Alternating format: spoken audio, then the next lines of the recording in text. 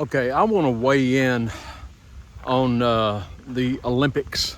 I haven't had a chance to say, I've been so busy, I haven't had a chance to weigh in on the Olympics yet. Right behind me is Lake Lanier. I'm still here at the campground.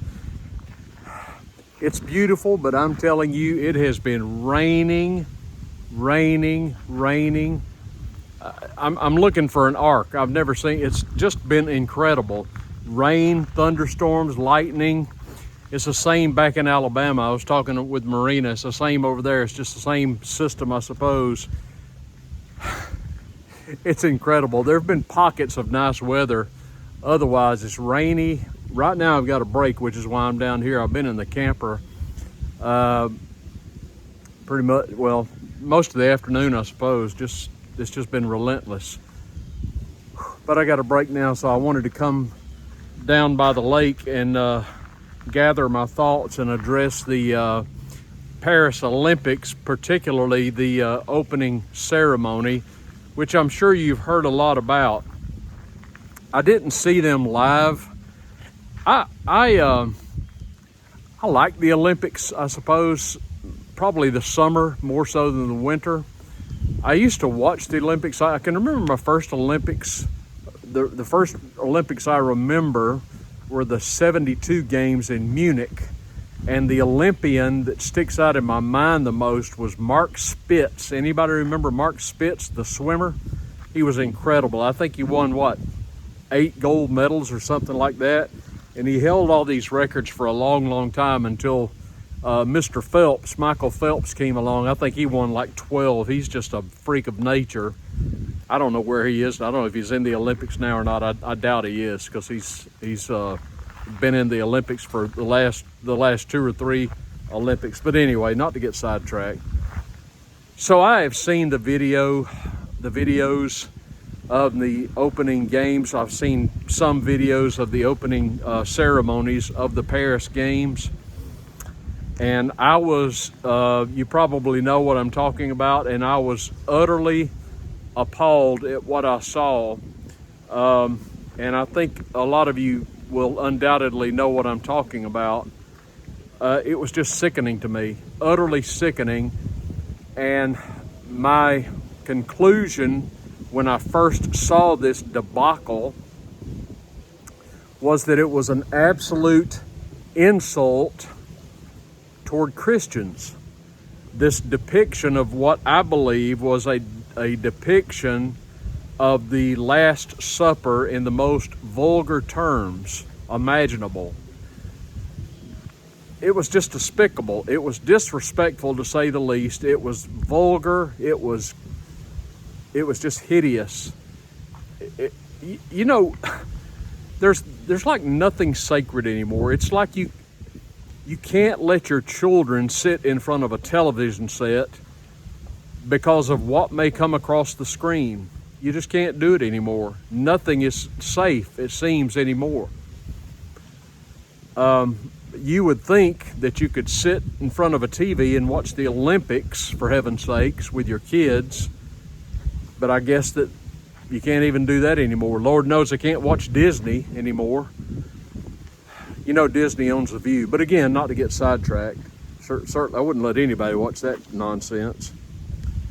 But what I saw is just a bunch of perverts mocking Christ and mocking one of the most sacred events in all of the Christian religion, of course, which is the Last Supper, which Christ held with his 12 and then 11 disciples as Judas made his exit to betray the Lord.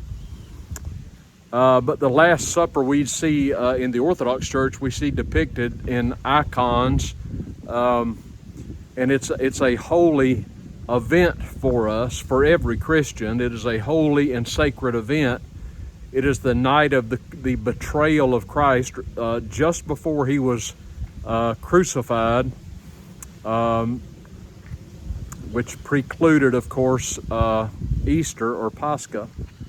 So it is a very sacred and monumental, historical, and holy event. And I saw this as being just a complete spit in the face of every Christian who sees such a thing as the hallowed event that it is. Now, I have held my fire on this for a few days because I wanted to gather my thoughts. And I know that there are people who are going to say, well, calm down. It wasn't really a mockery of the Last Supper. And I've heard the arguments, folks.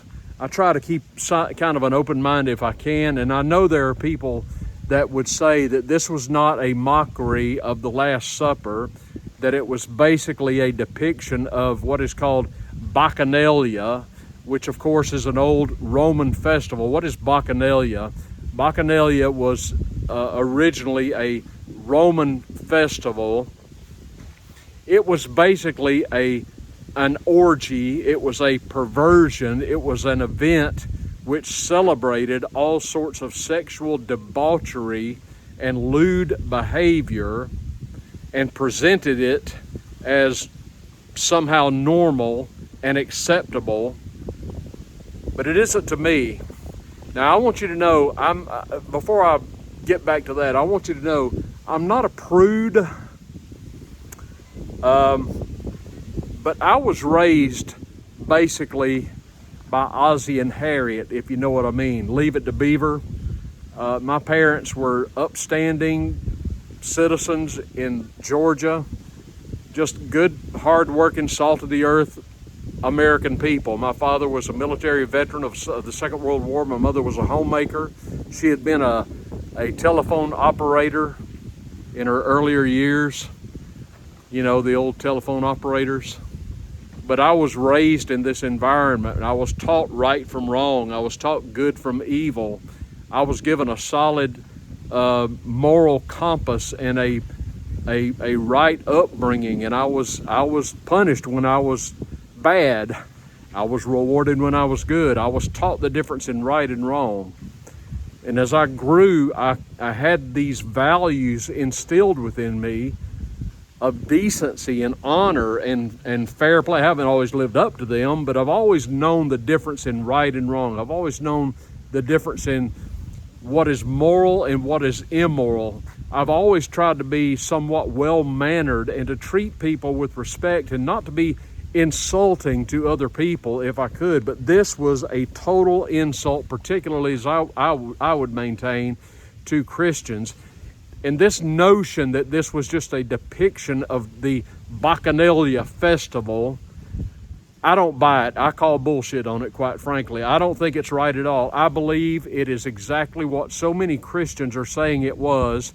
It was a perverse spit in the face to, 2 billion Christians in the world? This orgy of perversion that was cast as mainstream behavior in Paris. If there's anything good about it, it actually made me feel a little bit better about America right now. If this is a representation of modern day France, it almost makes you feel a little bit better about America.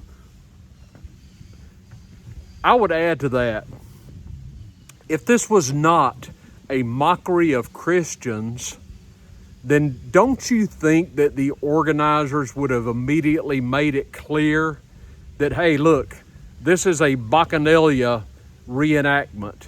We're not trying to mock Christians here, but they didn't do that.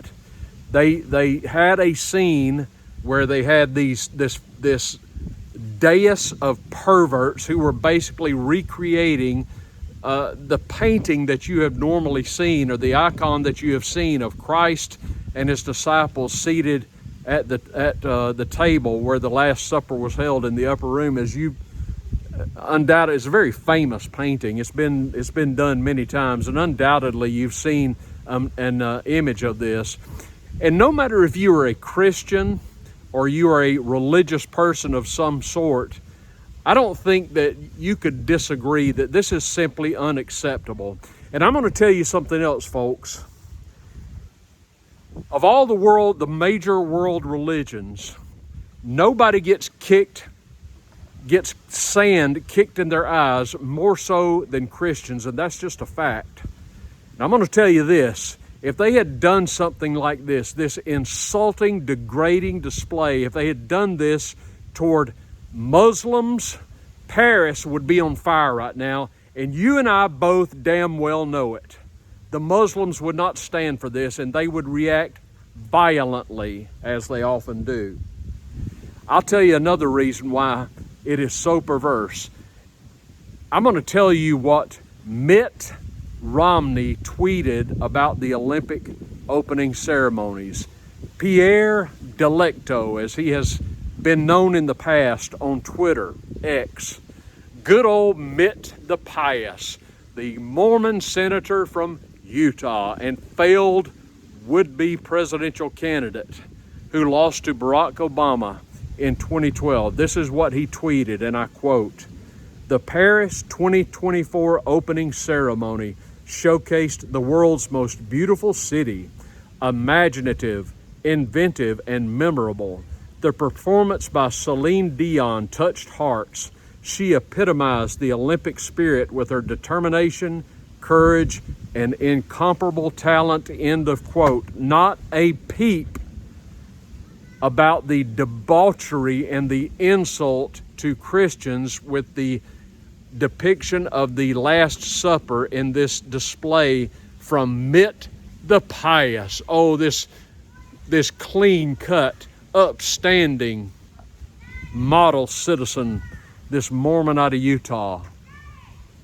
Mitt Romney is so full of shit, I can't stand him. He just makes your skin crawl. So yeah, I believe that this was an insult to, an intentional insult to and mockery of Christians, with special notation being given to the depiction of our sacred event, the Last Supper. It's such a shame. It's like nothing is sacred. We just live in such ugliness and such vulgarity anymore. There's nothing wholesome, it seems, anymore. Nothing pure and clean and pleasing to the eyes. I was thinking, there's a great quote. Is it Dostoevsky? I may be butchering his name. The old Russian, who is famous for a quote which basically, I'm going to butcher this, but he basically wrote that beauty will save the world. We are lacking for beauty in this world. Don't you agree? There's so much ugliness in the world today. There's just so much debauchery and so much vulgarity in the world today. It's like you have to put blinds over the eyes of your children so that they won't see all of the ugliness. It's reflected in our society. It's reflected in our behavior. Hell, it's reflected in our architecture. I was noting as I drove recently by a newly built school in Alabama. It's just this brand new, state-of-the-art, plain, concrete, gray, dull building with no character, no adornment to it, no statues, no symbols. It looked like a prison. People even build churches to look like that anymore. You see the old churches in the old country, and even in early America, and they're built beautifully, and they're amazing structures. So many of these cathedrals and churches, and even our buildings that we built in the last century, early in the last century, they were built with love and care and detail and beauty, and they were aesthetically pleasing to the eye. And now we just have drab concrete in our architecture, and there's nothing that's pleasing to the eye. It's just not beautiful. It's dull, it's gray, it's lifeless. There's no imagination to it. And I come to a place like this, and I'm surrounded by nature and surrounded by beauty, and it's just refreshing to the soul.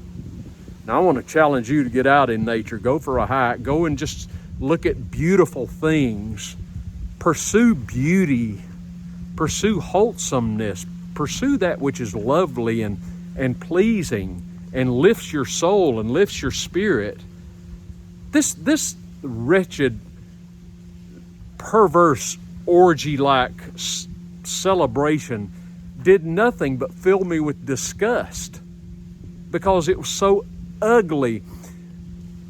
Men dressed as women with beards, almost naked, and just presenting themselves in the most ugly manner.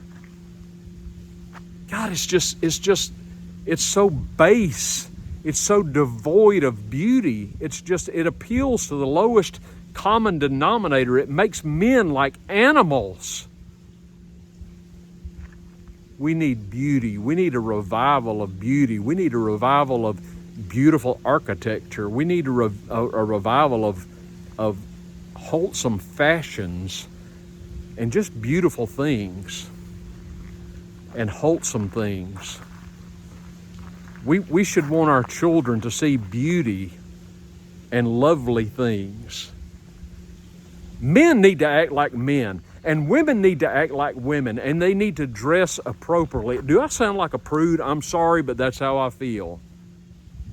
I can't abide men walking around in women's apparel and vice versa. I'm a throwback, but I'm not going to apologize for it. We just baptized my new grandson in the last video. You saw that. Thank you for indulging me for that. I want that little baby boy to be raised to become a man, not a perversion of a man. Men need to be men, and I'm not going to apologize for saying that. Women need to be women. That's how our Creator made us, folks. And we need to pursue those things which are good and pleasing and lovely and beautiful. We need beauty restored to our culture. We need beauty restored to our education, to our language, to our dialogue, to our architecture. We're running a deficit on beauty right now. I know I'm rambling, but those are my thoughts. Did you see this opening ceremony? Maybe you don't agree with me. Maybe you think it was this Bacchanalia celebration reenacted. I just don't buy it. But even if it was that, it was still a festival of debauchery, even if it was that. And it had no place in the Olympic Games. This should be a time of uplifting people and bringing people together if we can, in the spirit of cooperation and competition on the sporting field. There you have it, from a dude who ain't a prude. I think I'm on the right track.